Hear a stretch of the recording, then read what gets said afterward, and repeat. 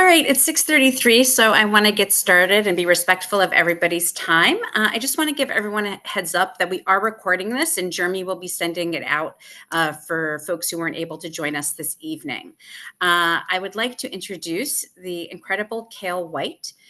She is a special needs benefits consultant, educator, and advocate at the JCC Manhattan Center for Diverse Abilities, and also privately in New York and New Jersey. She specializes in helping families of children and adults with developmental disabilities navigate government benefits and services, including the OPWDD, Medicaid, and Social Security. She also works with future planning experts and on developing housing placements and other resources.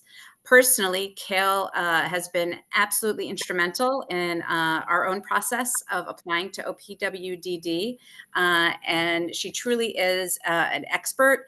And we are incredibly grateful that she is giving us her time this evening. So I'm going to hand it over to you, Cayle. Thank you so much, Alyssa, for that wonderful introduction. And thank you so much for bringing me to your Winston families. And thank you, Winston families, for joining us tonight. This is a really critical time in your child, who is now a young adult's development. They're just on the verge of moving into young adulthood and independent life, and coming from an excellent program at Winston Transitions. And I also want to thank Jeremy Antar for bringing me here as a resource to talk to you about everything basically I know about government benefits, especially OPWDD, because there's so much confusion, so much misinformation generated around this topic. I really wanted to clear things up for you and be here to basically answer any questions you have about these and all the other government's benefits that we have available, thankfully, and how they all work together. And we're very fortunate to have all of these benefits available to us, especially in the state where we live. So I think what I'm going to do is I'm going to do a slides presentation, and I'll talk for about 45 minutes to an hour, and then I'll take any questions. You can also post questions in the chat. If you become confused, if you become overwhelmed, I always tell people there's no such thing as a stupid question. It might be actually a question I've never been asked before. It might be a really important question. So please go ahead and ask your questions. Obviously, if it's a question of a personal nature, don't put your personal information in the chat, like your child's name and date of birth and social security number and any specific information. If you want, you can always contact me after, and I'll try to answer as many questions as I can. So we'll get started in a minute. So as Alyssa mentioned, I work at the Center for Diverse Abilities at the JCC Manhattan, and I also work privately as a consultant and an educator, and I'm part of what's called the UJA Disabilities Task Force, where we work with agencies and JCCs and Ys all across New York State, because a lot of these programs are specific to the state, meaning once you're in these systems, they don't move with you to another state. If you move, you have to reapply in different states. And the process is different in every state, and the types of benefits that they offer are different in every state. And it's my understanding that, I don't want to, boast about it, but New York State offers the most generous benefits, but at the same time, probably the most complicated. I think after California, the most complicated system. So that's why I'm here to kind of demystify the process. A lot of you may have, I'm going to get to my slideshow in a minute. A lot of you might have checked out the OPWDD website or attended the front door webinar, which is really good to get a basic understanding of what it's about, but it can be very confusing. There's a lot of information that they don't share with you that's kind of like insider information that you only find out through trial and error. But it's better to go in with the information so you get in the system correctly and you don't have to go back and fight with them and go to hearings. You want to have everything go smoothly from the beginning. So I'm just going to share my presentation. So if you can see that, sorry if you can see my tabs, but benefits for individuals with developmental disabilities. And this, okay, I might skip ahead to OPWDD, but it all basically leads back to Medicaid, Medicare, and Social Security. And I just want to let you know that I don't expect you to memorize this information. There's a lot of detailed information. Just get kind of a general view of where you're positioned and what your next steps need to be, and then it will all start to make sense. But don't try to, memorize every detail. Just get a general idea of the concepts. So basically, what kind of benefits are available? There are different categories of benefits that are available according to the age group. There are benefits for children under 18, for individuals specifically under 21, benefits only for adults, benefits only specifically for children. And then there are benefits at the federal, state, and local levels. So the federal and state benefits include Medicaid and Medicare. Medicaid funds our state office for people with developmental disabilities. That is what OPWDD stands for. And some of you may have heard this acronym recently, CDPAP. CDPAP is the Consumer Personal Directed Assistant Program, which is also through Medicaid, which is like home health aides, but you pay family members. And it's not just home health tasks, it's errands, it's all kinds of things. And if you have Medicaid, you can use it to pay yourself or family members to take care of somebody with a disability. But once again, this comes from Medicaid. Our state office for people with developmental disabilities is also funded by Medicaid. Then there's Social Security. Social Security is a federal program. Typically, when people think of Social Security, they think of retirement benefits. Social Security also offers a program for people with disabilities diagnosed before age 22, so a developmental disability, called SSI. And you can begin applying for that at age 18. And that, like OPWDD, it's a very specific application process. There are separate application processes. For OPWDD, you apply through that office. For this is called SSI. It's Supplemental Security Income. This is for people with disabilities over 18, but diagnosed before age 22. And separate processes, but you can have all of these benefits at once. And then, of course, there's the DOE, the Department of Education. Most of your children are probably still enrolled in that system. You can stay in it until age 21 or 22, which is really good for covering transition programs like the one you're in. Obviously, try to extend the time that they're in that as long as possible. And once again, you can have, this is a common misconception that if you have one benefit, you can't have the other. A person can be enrolled in the DOE, can receive OPWDD benefits and funding, and also receive SSI. SSI, of course, if they're over 18. But you can receive all of these at the same time. So this comes from Medicaid and Medicare. This is kind of like the long government explanation of what Medicaid and Medicare are. But Medicaid is a joint federal and state program. So you would apply in New York State for Medicaid, but funding also comes from the federal government.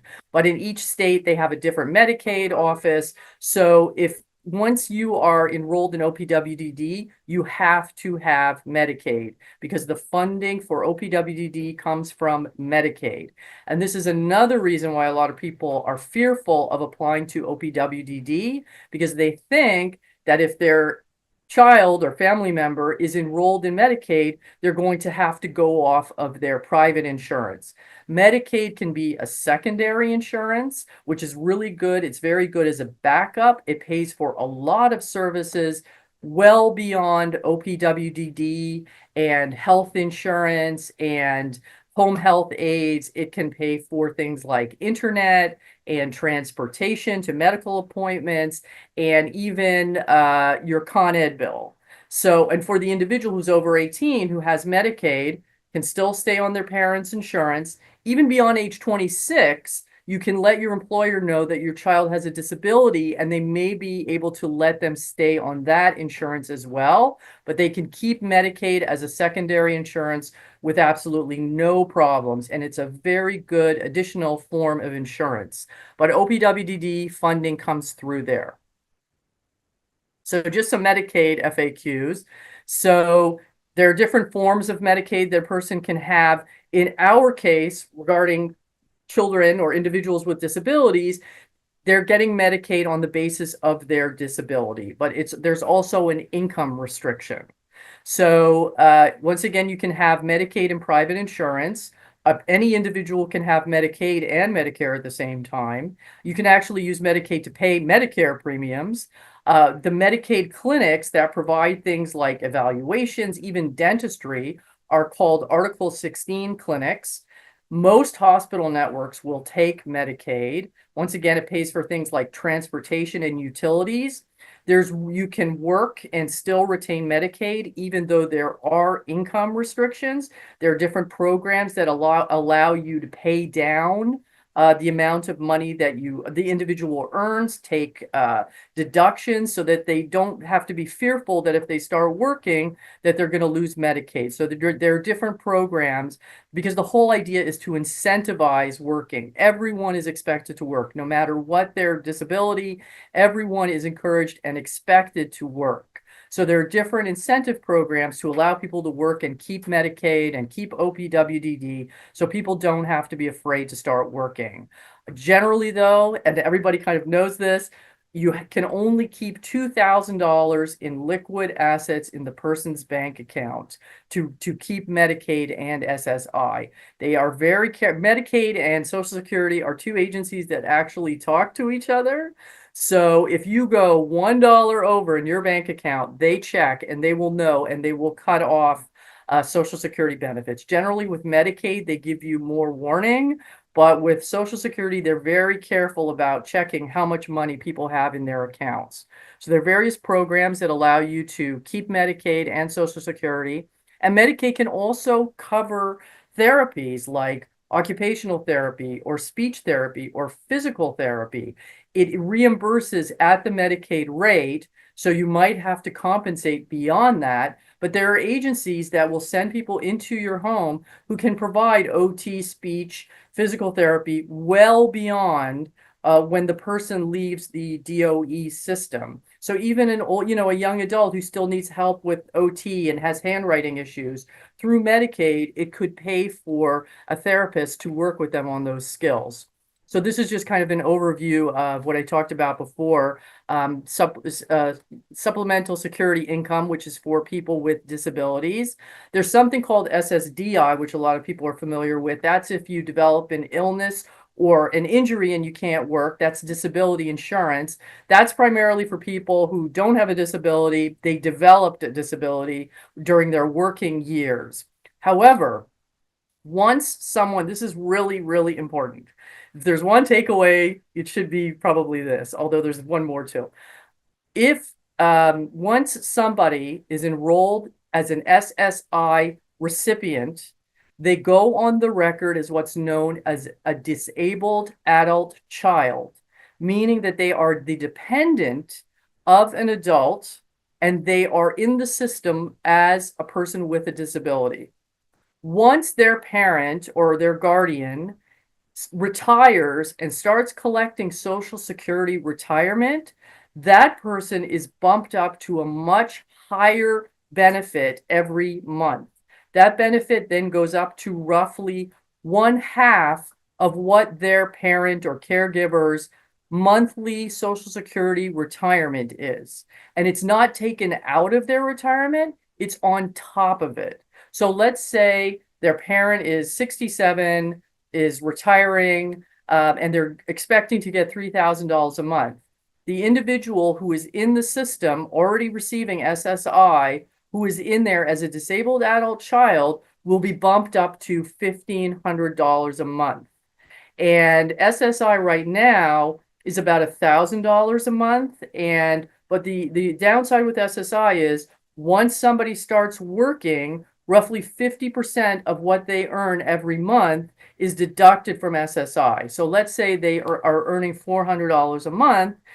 SSI has an allowance. They disallow like the first $65. So if the person's earning $250 a month, that would leave them with roughly, I think it's like $185. And then they would subtract, $97 from their SSI every month.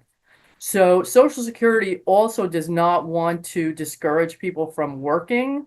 So they have set up different work incentives to allow people to work and collect SSI at the same time as well. And they have things called the trial work period, where you can work for about 9 months, and they kind of disregard entirely what the person earns, so they can still keep their full SSI and work. And there are all kinds of like reinstatements that come in very quickly if somebody loses their job. So people still don't have to worry. There are a lot of ways to still work and keep SSI at the same time. But once their parent retires and they're bumped up to that higher monthly amount, they can also work and earn more money. So I'm not encouraging all of you to age and start retiring, but just think about, obviously work as long as possible and start taking benefits. Really uh, try to maximize the Social Security benefits you can collect. But once your child turns 18, seriously think about applying for Social Security supplemental insurance. And a lot of families have asked me, they've said, well, should I tell my child that I'm enrolling them? And won't it be a disincentive for them to work, because then they'll just be collecting this check every month? And should I tell them about it? So what I tell families is, first of all, it depends on your relationship with your child. If you feel like it will be a disincentive, maybe you shouldn't tell them about it, but just have it in the background. The whole idea is that it's a safety net, because as we know, people who have developmental disabilities, like most people, have ups and downs. And they can hold a job and then lose it and then find it difficult to find another job. So you have this safety net in the background. And if you feel like the person can understand and appreciate what it means, but that they should, they will still still be motivated to go work, absolutely, you can tell them about it. But a nice thing about SSI is supposed to be used to pay for living expenses, room and board, food. Obviously for most of our kids, it's not going to cover that, but you're supposed to show that they're contributing something. And then the money that you would normally be paying towards their monthly upkeep, you can be really putting aside for them, building investments, building a nest egg, setting up special needs trusts, ABLE accounts. If you're not familiar with those we can talk about those as well. But basically, there are ways that you can shelter, and it's perfectly legal. It's set up by the government. ABLE accounts are run through New York State. Shelter somebody's assets, some of their, they can't contribute directly to the special needs trust, but you can. And if you want to, will them something, you can put it all into real estate, any kind of investment, a family member, you can put it into a special needs trust. And special needs trusts are structured in a very specific way. You really need to speak with a special attorney about this. It's different from typical estate documentation, but it's a very good idea to set up a special needs trust, because you're going to hit that income and asset level very quickly if they start working full time. So you want to be able to put money away, but at the same time help them to retain their government benefits. So this was just going over, how SSI works. So right now, SSI is $943 per month nationally, and then New York adds a stipend on top of it. So it adds up, and then it's going to be bumped up again in 2025, I think in January. So I think it's roughly $1,100 a month it will be. But once again, for every $2, the person works every month, they will deduct $1. But there are various incentives they can use to retain as much of their SSI and their earnings as possible. So the way to apply for Social Security supplemental insurance, there is a Social Security website. Their portal still has a lot of bugs in it. It's still important to set up an account online, because it helps you track the status of the person's application. And also you can see your benefits every month. Once they start receiving them, it'll show the checks. It's a good way, to, once they start working, to upload their, their pay stubs. But personally, I think it's actually better to directly contact the local field office. You apply through your local field office. And if you look on the Social Security website, it will you just put in your zip code and it will show where your local field office is.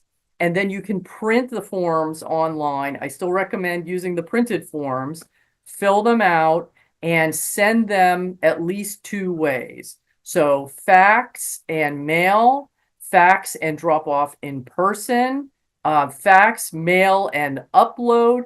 Make sure anything that you send, because they get thousands of applications, that you send with tracking.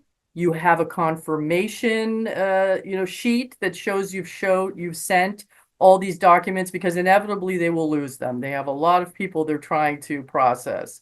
But I really highly recommend applying directly through your local field office, sending in the printed forms, and then uploading the information and setting up an account on the portal, because it will show how it's winding its way through the system and where it is in the approval process. And it's a very good way to keep track of the person's account.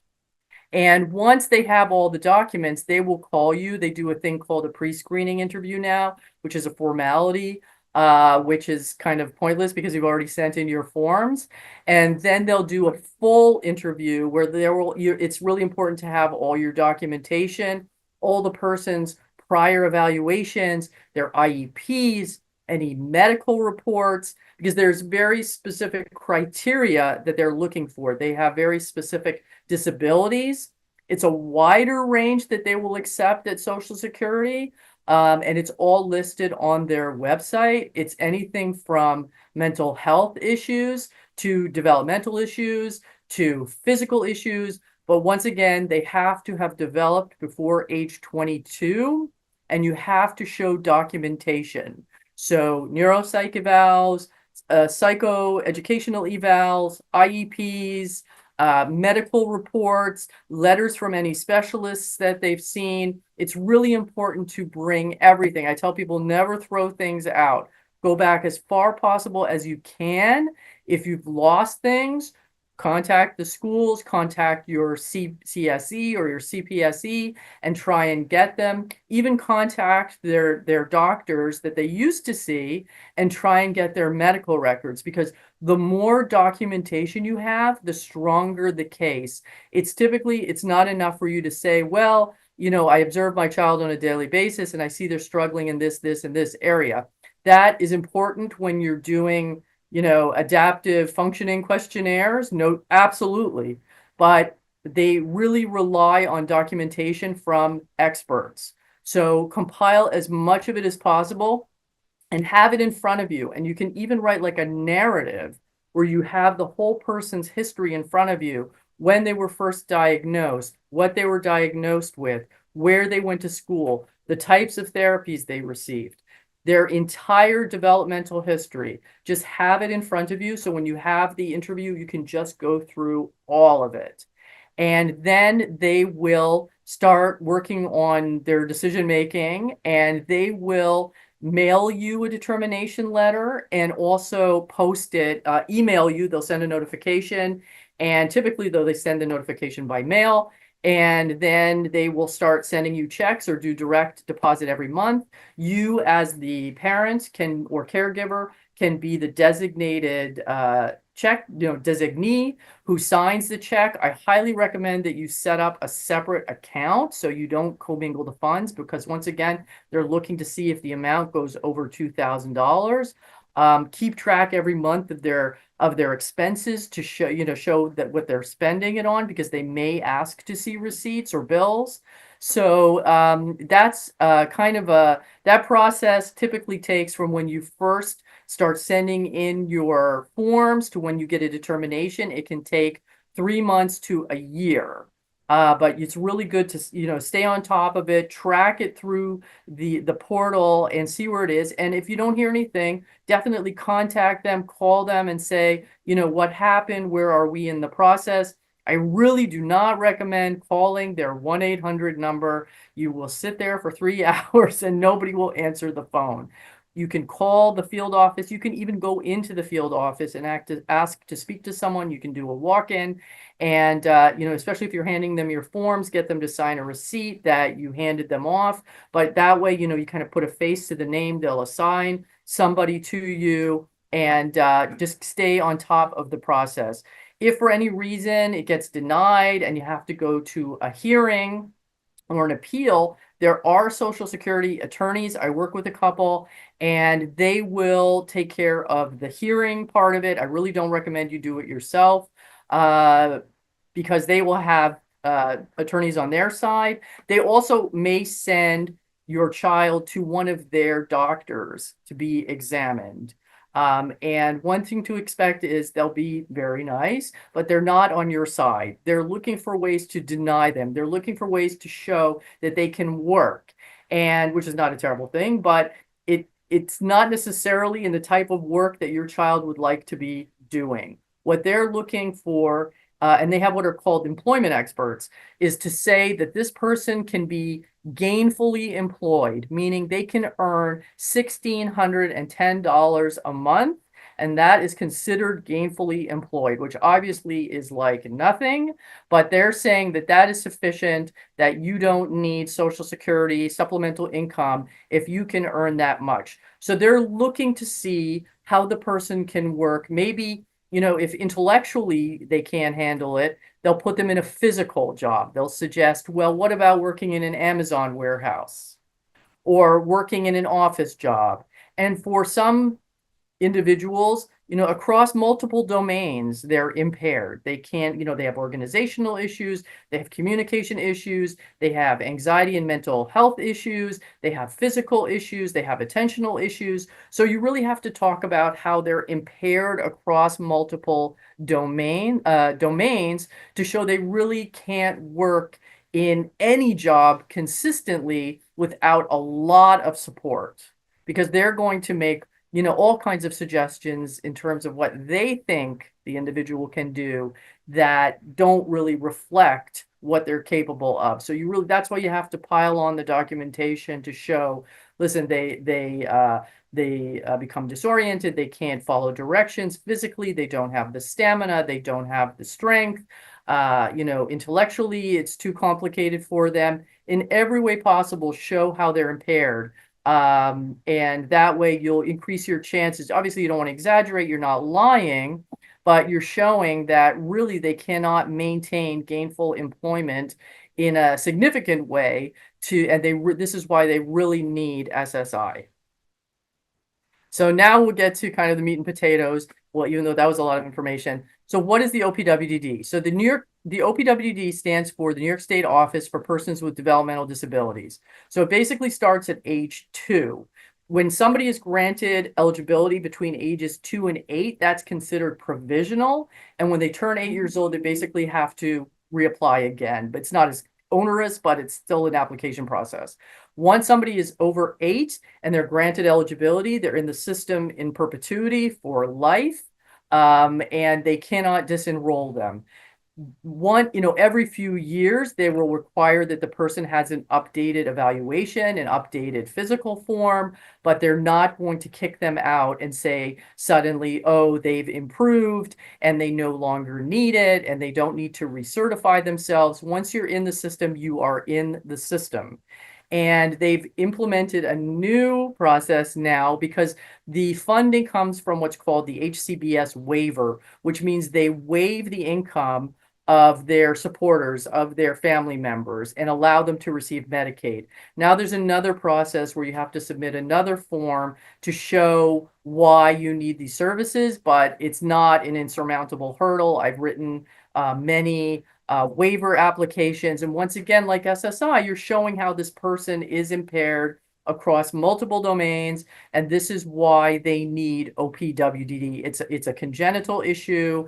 It's a lifelong issue where they're going to need continuous support. It's a chronic issue. It's not going away. So you're showing why they need OPWDD. And once somebody gets all those approvals, they are assigned a care manager. And the application process is also very specific. I'll get to that in a minute, but the care manager then coordinates their care. They have a document called the life plan, which is like the IEP. Anyone can be part of what's called their circle of support. So it can be you, family members, therapists, whomever, but the person is in the driver's seat. They're not coordinating their services, but they have a say definitely in what their goals are, what their aspirations are, the skills they would like to learn, where they'd like to live. They are very much a part of the process. And so the care manager will probably not offer them the choice, or you, because there are two ways that a person can receive services through OPWDD. There was the traditional model, which is through agencies, where they send you workers through agencies and see whatever programs are available through agencies. Or since 2014, there's been a program called self-direction. And self-direction is where they hand you a yearly budget. They don't hand it to you. The money is kind of allocated in an account for you.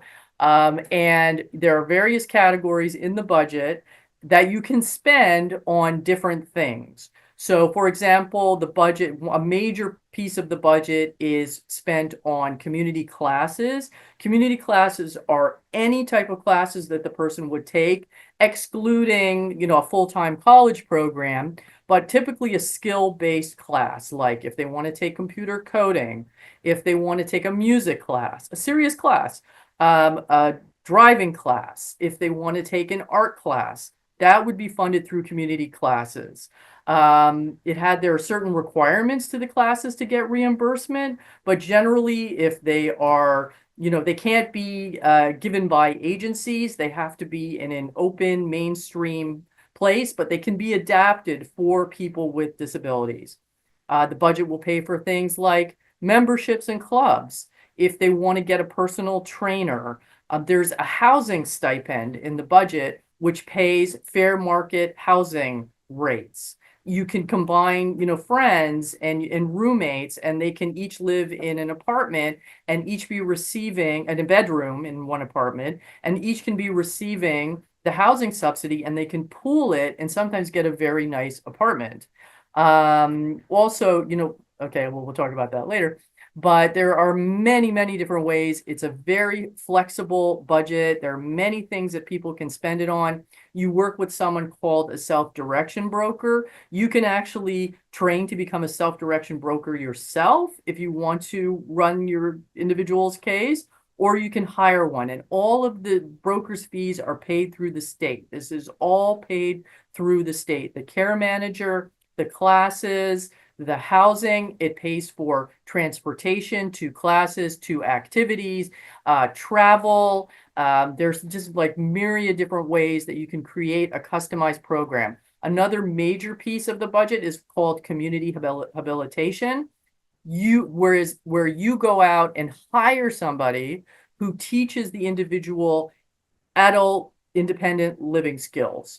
So you put together a customized program with your broker, with your care manager. You can even pay someone to train your staff to teach this individual how to maintain their apartment, how to do banking, time management, job skills, personal hygiene, socialization skills. You can imagine anything related to independent daily living, they can be taught through community habilitation. And this is also, as much as the budget will afford, you can spend on paying a ComHab worker. And the ComHab rates typically now range between $35 and $40 an hour. So, and you are hiring the person. They do not need a specific accreditation, although a lot of courses or micro-credentialing courses are coming up to teach direct staff people how to be really good ComHab workers, and it's all funded by the state, so they don't have to pay anything, which is great. And but a lot of people are choosing not to work for agencies and are being hired as ComHab workers because they're being paid a lot better, they're treated a lot better by the families, and it's a very very successful way to find staff. And there's a website called Shivu, which has a lot of people in careers aligned with kind of caregiving, and students, social work students and therapy students who are looking to supplement their income or develop this as a career. So there are ways that used to be an obstacle. There are ways to find paid staff and hire them yourself. So OBWDD has a very specific application process I'll get to in a second. But of course, it can be used with all the other benefits with Social Security, with Medicaid. It comes from Medicaid, DOE, all the other possible benefits that you can tap into. So they have a very specific, kind of narrow list of disabilities that they deem for, eligible in order to get, OPWDD. Much broader list at Social Security. OPWDD is pretty rigid about this. So they generally will grant eligibility to people who are diagnosed. Remember, it has to be before age 22, but we'll get to that in a second. Autism spectrum disorder, and they only accept two forms of testing for that, the ADOS and the ADIR. Although if someone was diagnosed before age 18, the CARS is fine for an autism diagnosis.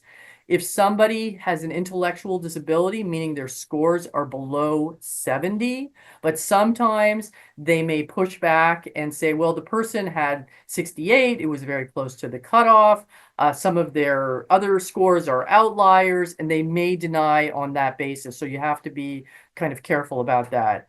If someone has cerebral palsy, that's definitely a factor they consider. If they have a neurological impairment, let's say they have a seizure disorder or a degenerative condition, that will qualify them. Epilepsy, familial dysautonomia, and Prader-Willi syndrome, and of course, Down syndrome, which kind of all falls under these types of headings. But they're very, very specific about this. Mobility issues they will consider as a secondary issue, like cerebral palsy, and then they might outsource your application to ADAPT, which used to be known as United Cerebral Palsy. So just be mindful of that when you're applying OPWDD, you don't want to put forward the person's mobility issue as their primary issue. You want to put forward more of their intellectual and functional issues, adaptive functional issues, as opposed to their mobility issues. And then there's a whole separate waiver, a whole separate program for people who have hearing and vision impairments. That's through another government agency. But if the person has, multiple comorbidities where it's an intellectual disability and it's sight and it's autism and other disabilities, you probably are better off applying on the basis of the intellectual disability, because you'll probably get more services from OPWDD. So once again, the disability has to be documented to have occurred before age 22. It could also have occurred as a result of an accident, God forbid. Let's say the person had well, there is actually a separate spinal cord waiver, but let's say somebody had some sort of brain injury as a result of an accident, they could also apply on that basis, but it has to be documented before age 22. So I have to mention that I do help people who apply who are older than age 22. And there's a kind of understanding with OPWDD that the definition of autism changed in 2013. And it's unfair because a lot of these people grew up before that time and they use different language, or maybe the signs, like different terminology. They called it PDD, or they called it NVLD, or a sensory disorder, but that all falls under the heading of autism now. So they went undiagnosed, or maybe the signs were there, and for whatever reason, they were not formally identified as being on the spectrum. So if you can put together a case, if you can go back in their documentation and show that the signs and symptoms of autism were there, and that, you can get letters from, old teachers or therapists or doctors and say, yes, we've had a feeling that he or she was on the spectrum, but we thought it would stigmatize them, or for whatever reason we didn't pick up on it, they will also accept that. But that's a little bit harder to get through eligibility, but it's doable. So once again, so you're in this kind of sweet spot now where you really should be, if you're thinking of applying to OPWDD or any government benefit, age 22 is kind of the cutoff. Even if they're like 23, it's not terrible. But this is really the time when if you're looking to secure these benefits, you should do it now to get the diagnoses that you need. So you have the documentation, and the documentation is really critical. And just, some people think, well, I'm doing my child a disservice, and I don't want to pigeonhole them. And they don't have to necessarily embrace it. It's very hard. You don't want to think of yourself as having a disability, but you should at least have it in the background available to say, when they're 23 or 24, or whenever you want to apply, that you have proof that the person was diagnosed before age 22. And, also the longer you wait to apply for benefits, you're reducing the likelihood of getting approved, because then they will say, well, how come they made it so far over the past 2 years? They worked, they struggled. Why all of a sudden are you thinking of applying for benefits? Did they suddenly develop a disability? So it really behooves you to apply as soon as possible, like when they hit 18. And you can even apply beforehand.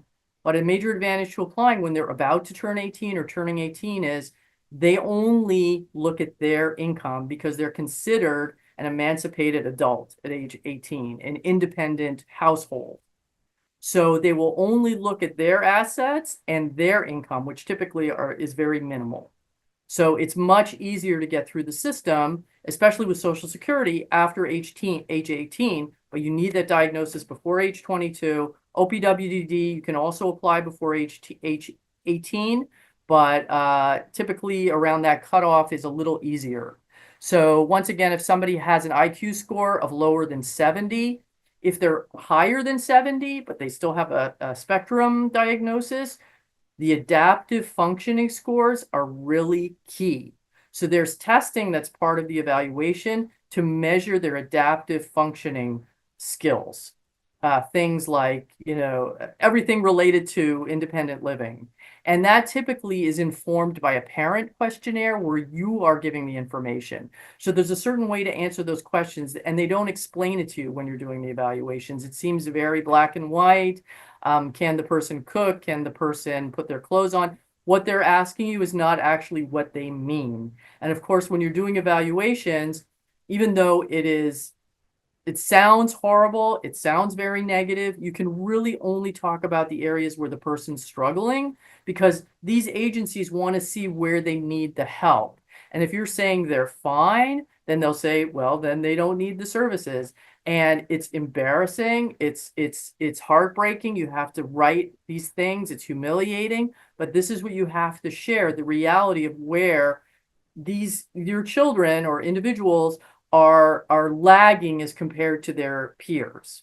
And that way you're showing really where they need the help. And then it, like the light bulb goes on at OPWDD or SSI, and they say, okay, yeah, this person definitely needs support, and we're going to grant them eligibility to make sure that they catch up in all these areas. So these adaptive functioning scores are really important if the person has higher than average IQ or higher than borderline IQ.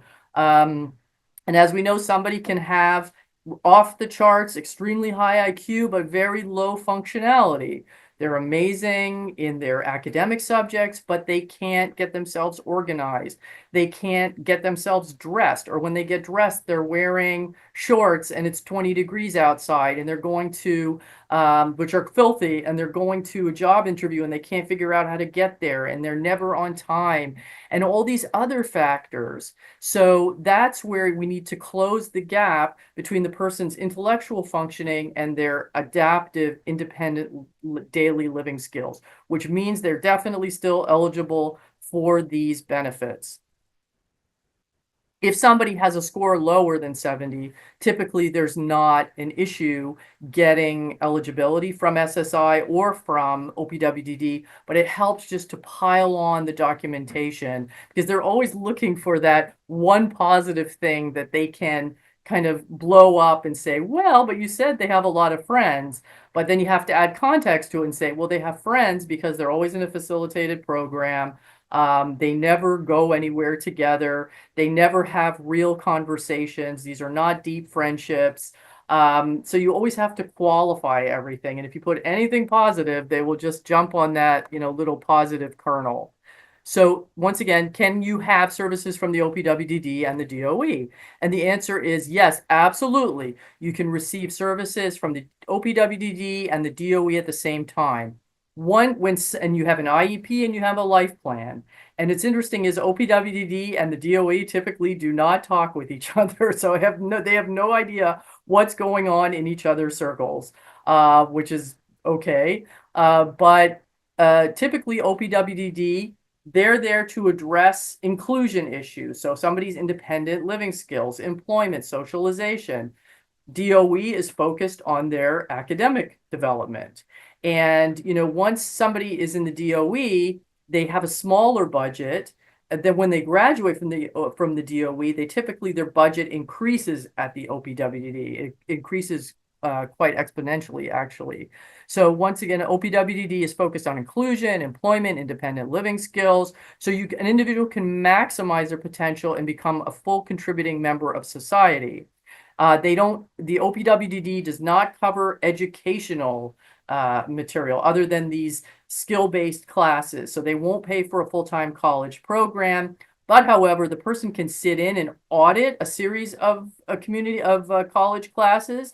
And the OPWDD could also pay for their residence fees. Let's say if they're living on the campus, because that's considered socialization, that can be part of their housing subsidy, and they can pay for their residence fees. So in order to apply for OPWDD, they used to make you watch this video. Now you're no longer required to watch the front door video, but you can only apply through what are called CCOs. CCOs stand for Care Coordination Organizations. There used to be like hundreds of different agencies. They consolidated, which were really good. They consolidated them into 3 agencies. They're for our region. We're in Region 4. New York City is Region 4. So there's Care Design, Advanced Care Alliance, and Tri-County. Currently, only Care Design and ACA are submitting new applications. Tri-County is in a holding pattern and they're not submitting any applications. So what you do is there's a contact number for an intake representative that you contact. Each borough has their own intake representative, and then they will take all your information, all the documentation, and they will submit your application. So these are the steps. This is called front door. Applying to OPWDD is called the front door process. So the first step is determining their eligibility. So the intake person will go through their file and say, okay, they have a qualifying diagnosis or they don't, before they even submit it.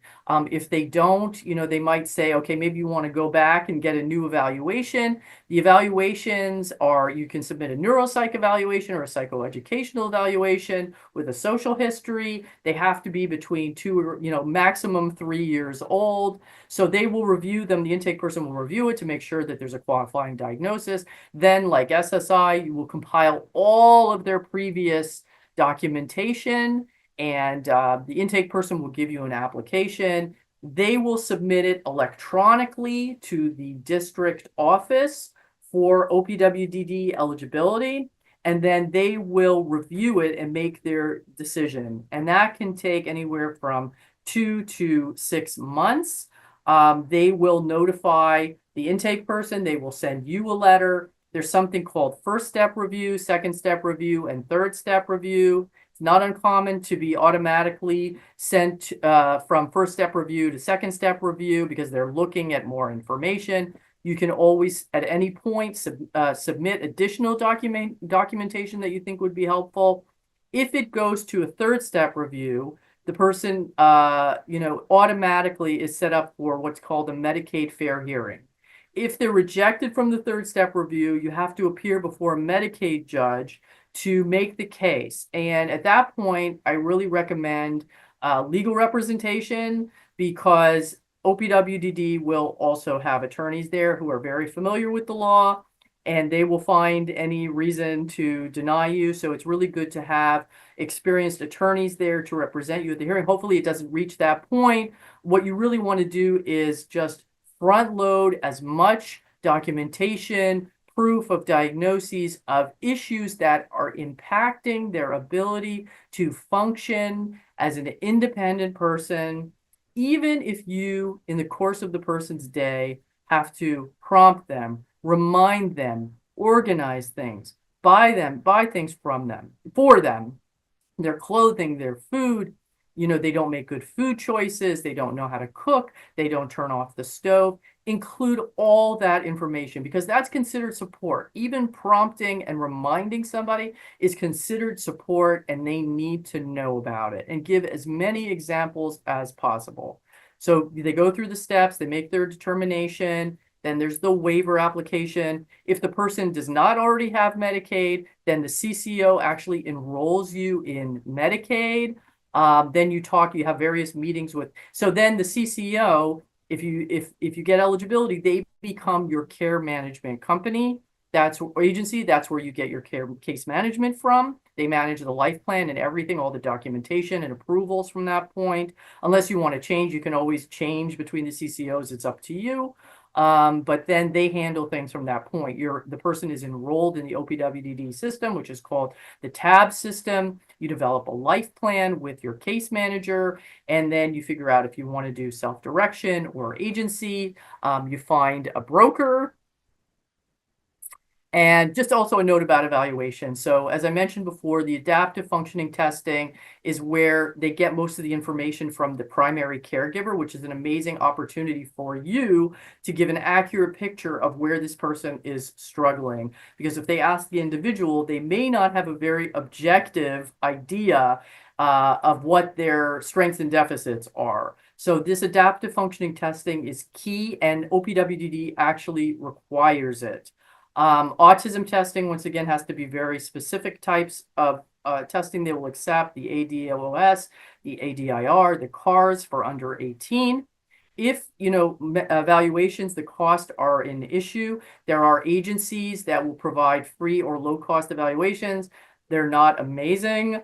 You have to do a lot of the work because sometimes they will just cut and paste from somebody else's evaluation, and you have to review any evaluation you have done. You have to review it. I mean, and cost necessarily is not a reflection of the quality of an evaluation. You have to make sure that the psychologist or the evaluator knows that they are writing an evaluation for the OPWDD. These are very distinct from the evaluations that are being written for DOE because they need to highlight different things, and it needs to be written in a very specific way. And there are things that they also should not include in there. So you want to find an evaluator who has experience writing evaluations for the OPWDD. And it's so important because once you submit that evaluation, that is basically on their record, and it's very hard to go back and change it. You can't say, well, I didn't really mean to say that they have a bipolar diagnosis,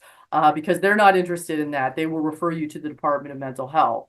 It's very hard to take it back. So you want to make sure an experienced evaluator will know what to put in there and what not to put in there, and how to couch it, how to structure it. So it's very important to find one of those. Once again, there are grants and free evaluations available. If you get an evaluation through an agency, sometimes there's a wait list of a couple of months, and then the turnaround time can be a couple of months where they just write the report. So sometimes it's just worth it a lot of the times you have a lot more control over a private evaluation, but price doesn't necessarily reflect, the quality of the evaluation. I've seen ones, reasonable price points of evaluators who've done very good jobs. And yeah, you just want to review any evaluation report before they finalize it, report it, review everything extremely carefully to make sure everything is in there, and you take out the things you don't want in there, and dates and names, everything is correct, and all the information you want in there is there. And just as far as any documentation, whether it's written by the case manager or anyone, always review it carefully. There are assessments that are done at OPWDD after someone gets eligibility to really decide on the size that contribute to the size of the person's yearly budget. The budget depends on how impacted they are, but how severe their disability is. So you want to make sure when you're doing those assessments, once again, really only highlight the ways that they're struggling and go back and check it for accuracy, because I've seen so many of these, they're called DDP2's assessment, where they have like characterized somebody who's completely different from this person. And then when I go back and make the corrections with the care manager, it takes them from a budget of, like level 3, level 1 to level 4, which can be moving from $50,000 a year to $125,000 a year. So it's very important to review every document, every approval extremely carefully. And you can ask if they don't send it to you, you can just say, oh, can you send me a copy of the report? I just want to thank you very much. I'm sure it's fine, but I just want to review it for accuracy. And a note about the case managers at the CCOs, they're notorious for high turnover. There's very poor training. I don't want to give you such low expectations, but the care managers very often need a lot of guidance themselves.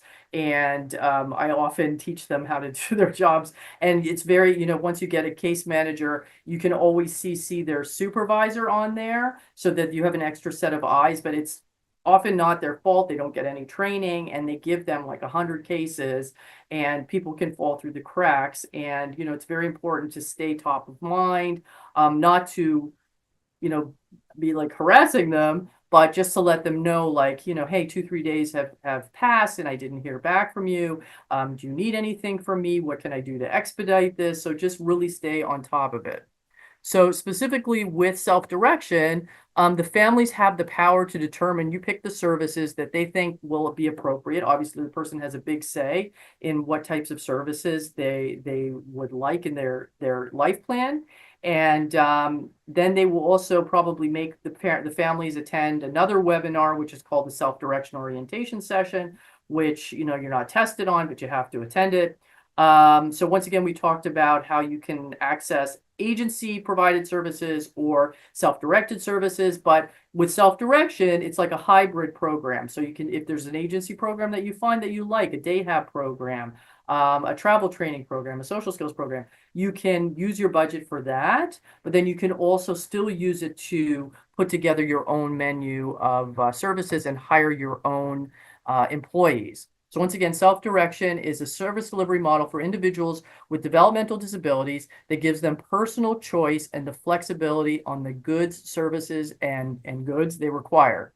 So individuals who are self-directing have to work with what's called a self-direction broker. And the OPWDD will give you a list of about 200 brokers.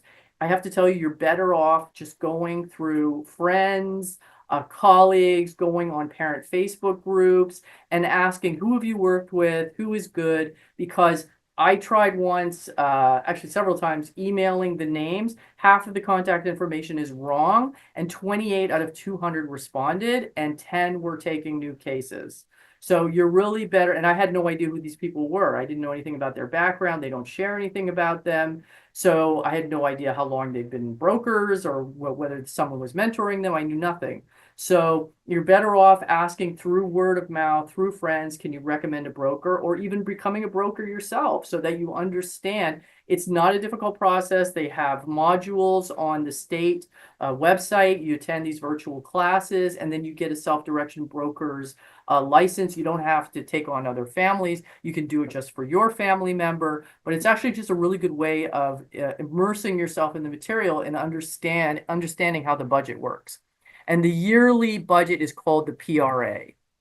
And whatever somebody does not spend in their yearly budget, they're not going to decrease it the next year. It's okay, but they don't roll it over to the next year. So you try and use up as much as of the budget as you possibly can.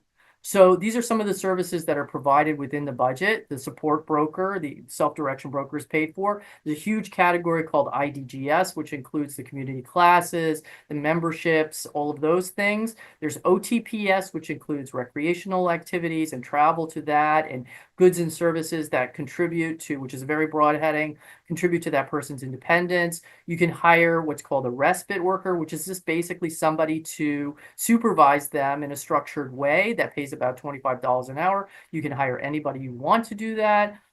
There's a housing subsidy. If the person decides to live independently, you can pay a live-in caregiver, which they get a pretty generous stipend. You can have multiple live-in caregivers. You can also have what's called a paid neighbor. So if you have a neighbor who lives nearby, I think they have to live within 30 minutes away. You can pay them a monthly stipend just to be an extra set of eyes on them as well. There's the ComHab workers. There's a supportive employment program, day-hab programs, pre-vocational services, pathways to employment. And of course, if they decide to, they can live in a residential setting.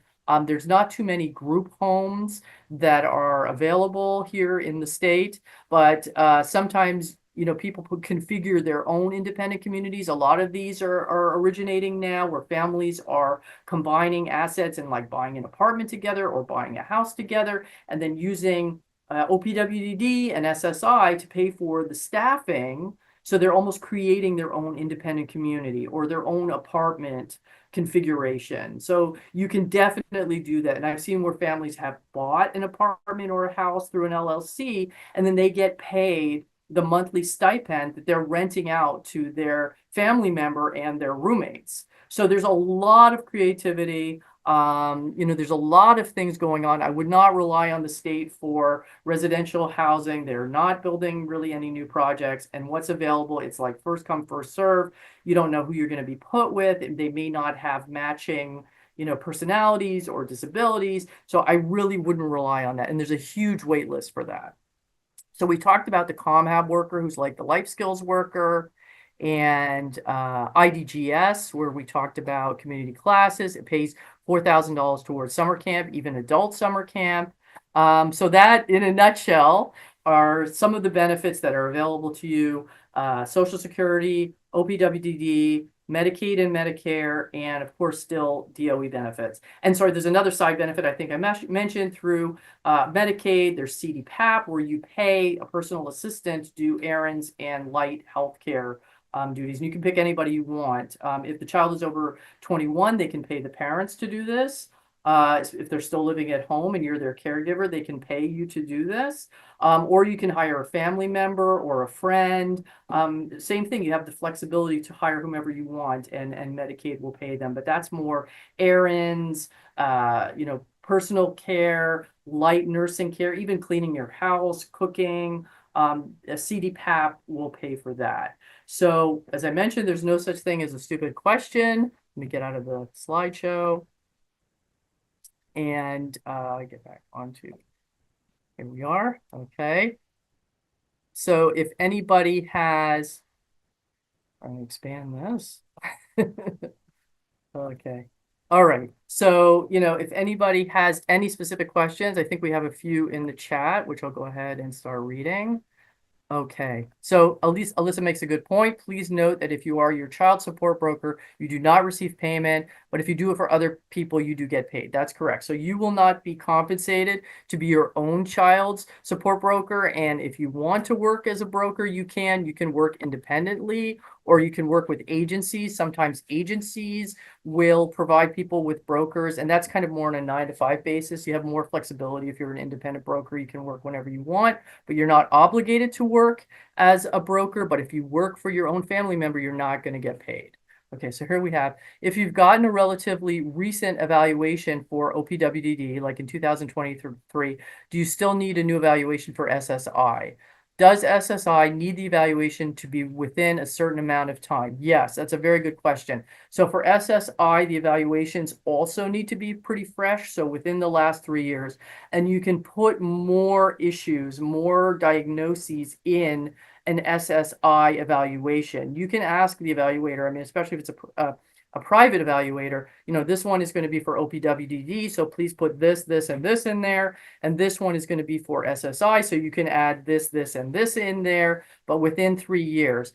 And if they've gotten a little old, sometimes SSI will offer to do an evaluation for you. They'll send you to an agency.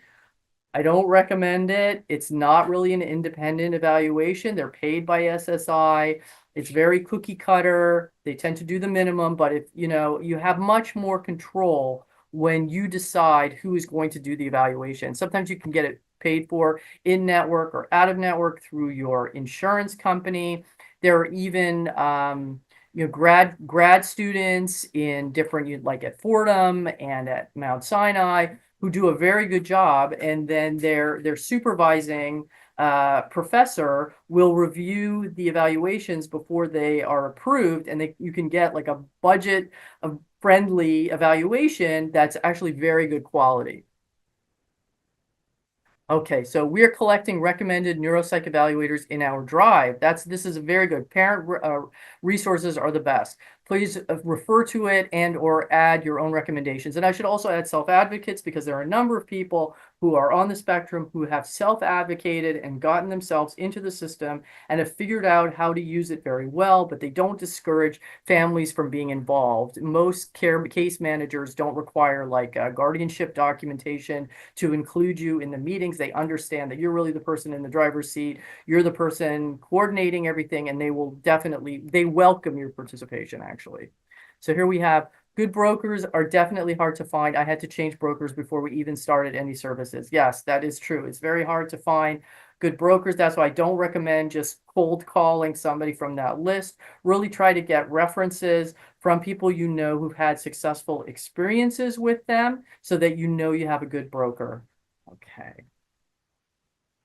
My child recently got approved for OPWDD and now I'm waiting for Medicaid. How do I check on that process progress? Okay, that's a very good question. So there are two parts to that. So the CCO is supposed to be enrolling them in Medicaid, and they should have sent you a number of documents that you fill out where they ask things about your income and your child and their disability, and they might ask for a note from the doctor.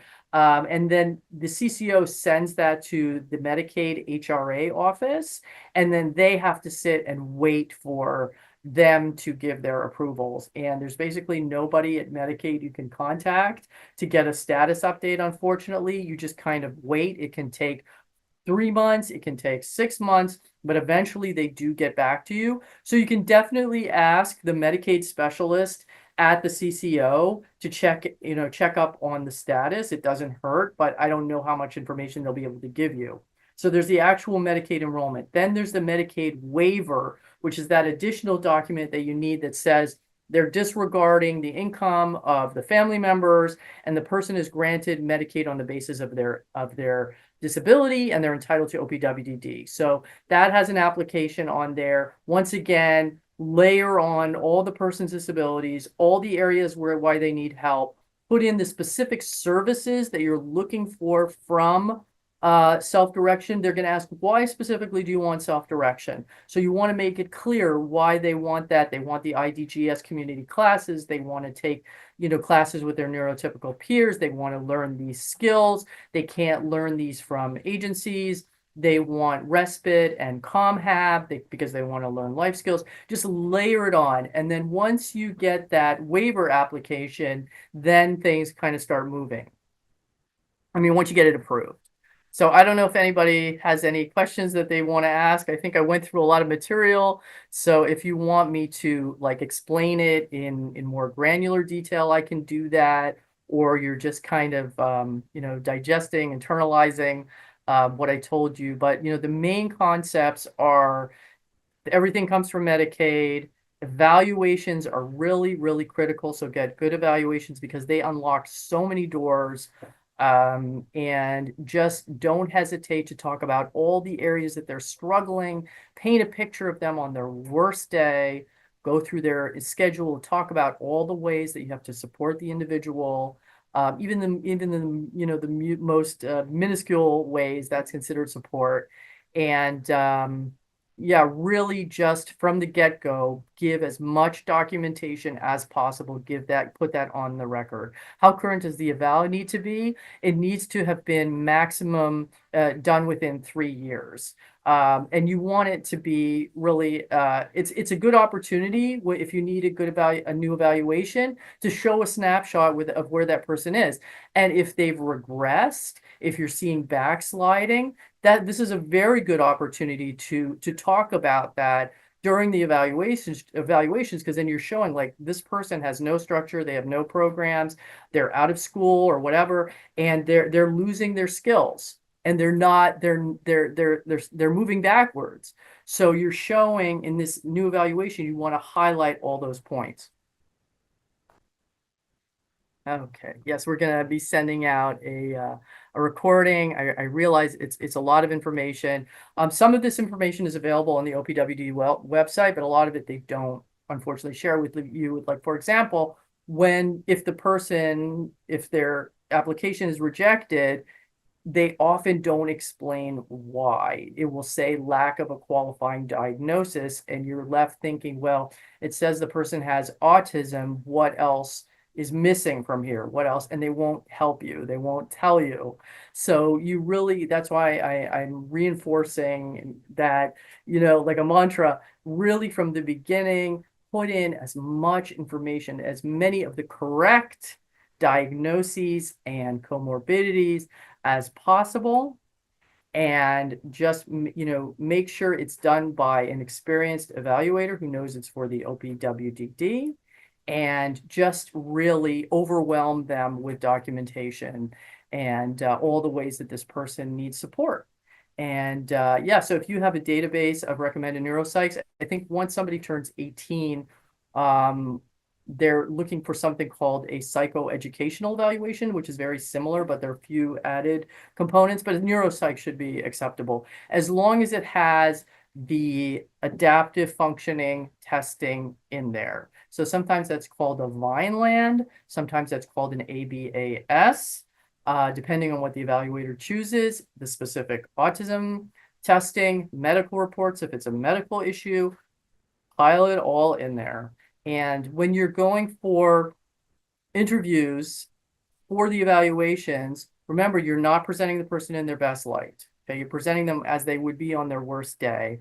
And come with notes. Come with notes to talk about their whole history. Have it in front of you. The ways that, the ways that you have to support them throughout the day. How they can't do this, this, and this. And, how they're not keeping up, and what you would like to see for them, and how it hurts you and how it impacts your family. That's a very important point of, how, why they desperately need these services. And definitely you have to add in your human story of how this impacts your family. Oh, if you want to contact me, I can give and I'll put my email here.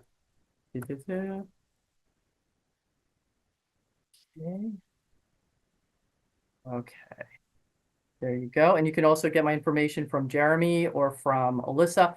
A note, I just want to say that I'm not sure if I talked about it, but once the person turns 18, there are a number of legal provisions that you have to start considering because they are an independent adult. So technically, you have no right to access their information. You have no right to control their financial assets. You have no right to control their medical care. So you really need to get specific documentation. Yep, I'll talk about that. Specific documentation, powers of attorney, medical proxies, in some cases guardianship, although guardianship is not that easy to get these days, but really to make sure that you have the legal right. Is there an impact if we already have 17A? It's actually really good if you have 17A guardianship, because first of all, it's much harder to get now. And second of all, it shows that this person is so impaired that the judge deemed it necessary to grant you guardianship. And that is something you can use for OPWDD. You can apply it to SSI, but it shows like a certain standard of a lack of functionality, that this person really needs somebody to be in charge of their affairs. Oh, I got all the forms from Mama Bear Legal Forms. Excellent, you see? So that's good. So you can do that. You can do that yourself, but you want to make sure that everything is done correctly. There are a couple of attorneys who do this, but if this is, like, I don't know if LegalZoom also has this, but Mama Bear Legal Form sounds like a very good resource. I would check it out. But you want to make sure you have all these protections in place, getting ready for looking forward to 18. So you're not running and playing catch up, and God forbid, they go to a medical appointment and something's wrong and they don't want to share their information with you. You want to make sure you have the legal right to access that information, and especially their financial affairs, because as we've seen with a lot of individuals with developmental disabilities, can be very vulnerable, and they can be very taken advantage of very easily, like on the internet. They may give out their passwords, people befriend them, they can sense that they're naive and easily taken advantage of, and that they're desperate for friendship. People, I've seen cases where they met somebody in the street who moved in with them, and then the person became a squatter in their apartment, and the parents had to sue to get this person out. So you want to really make sure that you have those protections in place. Not because you don't want it. The person obviously wants to be independent, and you don't want to be a helicopter parent, but you have to be prepared to protect them, and they're relying on you for your judgment and guidance. So you want to make sure that you at least have access to their information, so legally. So it's Cayle, really I just want to interject for a second. My goal is for our next expert workshop to bring in an attorney to talk about special need trusts and right. also these sort of forms that we need to get. So hopefully that will be happening come January or February, and I'll be sending out info to the parents. No, that's actually fantastic, because this is really critical. This is something that people don't think about when their child turns 18, and then just also how do you retain your benefits and try to create some sort of trust or savings on the side, because the person may not be able to live off those benefits, or may not have a stable form of employment to support themselves. So you can supplement with these special needs trusts so they can maintain their lifestyle. Okay. So I mean, I am a professional coach who works privately with families. It depends on what kind of professional coaches you're looking for. If you're looking for life coaches, like organizational coaches, there are different offices, specialists, people. I have a resource list of organizational coaches that I refer people to. A lot of these people do not take self-direction, or they take it and then you have to supplement on top of it, because a ComHab worker, which is like a life skills coach, gets paid about $35 an hour, whereas most organizational coaches are paid closer to like, $100 to $200 an hour. But, that can also be expensed as a medical expense, by the way, a special education expense. But there you can, sometimes it's literally finding an old teacher or camp counselor, or this website Shivu, where there are a lot of therapists who are looking for a sideline, or for some people it's actually going to be a mainstream career where they're going to be direct support professionals. So oh, Shivu, I'll put it here. I think the website it's kind of like a care.com, but it's specifically caregivers for people with developmental disabilities. And what's really good about it, well, they don't do, I think they do criminal background screening, but they don't vet the people. So it's like care.com, where you still have to interview them like a babysitter and get references. But at the same time, they've all been onboarded by the FIs. So in order to get paid, the people are paid through another agency called an FI, the fiduciary intermediary. They're the ones who hold the money for the state and pay out the checks for all these different services. So they're literally onboarded as employees for these FIs. And what's nice about Shivu is all of the people on the website have been pre-onboarded with different FI. So they don't have to go through that process of the fingerprinting and everything again. But you still have to vet them. You still have to interview them, check for references. I always tell people, you should be there when you first hire them to see how things are working out. So, you shouldn't necessarily just blindly hire somebody and expect it's going to be okay. You have to do your due diligence. So I don't know if anybody else, it's a lot of information. But it's like when you first got into, okay, I've seen some organizational coaches who can get paid more an hour if they have that's correct. Yes. So sometimes that's a very good point. What organizational coaches will do is they will teach these skills as a class. And when they are charging for a class, they can charge a lot more than they would as ComHab workers. Classes can be $150, $200 an hour. So you're right. They can teach it as a one-on-one class, just like, and they can come over to your house. It can be done virtually.